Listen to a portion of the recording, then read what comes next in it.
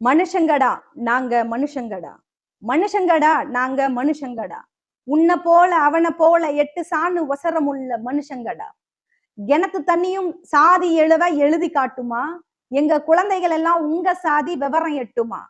கொலப்பாடி தண்ணிய புள்ளைய சுட்டது, கொலப்பாடி கிணத்து தண்ணி புள்ளைய சுட்டது, அந்த தண்ணியும் தீயா சுட்டது. இந்த ஆண்டைகளின் சட்டம் எந்த மிராசை தொட்டது. சதையும் எலும்பும் நீங்க வச்ச தீயில் வேகுது, சதையும் எலும்பும் நீங்க வச்ச தீயில் வேகுது, உங்க சர்க்காரும் கோர்ட்டும் அதுல எண்ணெய ஊத்துது. எதையோ சலுகைன்னு அறிவிக்கிறீங்க, எதையோ சலுகைன்னு அறிவிக்கிறீங்க, நாங்க எரியும் போது எவம சிற புடுங்க போனீங்க. டேய் மனுஷங்கடா நாங்க, நாங்க மனுஷங்கடா, உன்னை போல அவனை போல 8 சாணு ஒசரமுள்ள மனுஷங்கடா நாங்க மனுஷங்கடா. தமிழகத்துல இந்த பாடல் ஒலிக்காத இடங்களே கிடையாது. குறிப்பா சேரி பகுதிகளில் ஒலிக்காத இடமே இருக்காதுன்னு நினைக்கிறேன். தலித் மக்களினுடைய விடுதலைக்கான ஒரு தேசிய கீதம்னு கேட்டா என்ன பொறுத்த வரைக்கும் நான் அது இந்த பாடலை தான் குறிப்பிட்டு சொல்லுவேன்.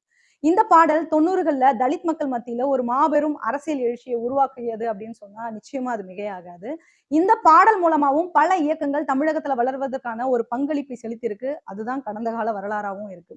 இந்த பாடலை எழுதியவர் அவர்தான் கவிஞர் இன்குலாப் அவர்கள்.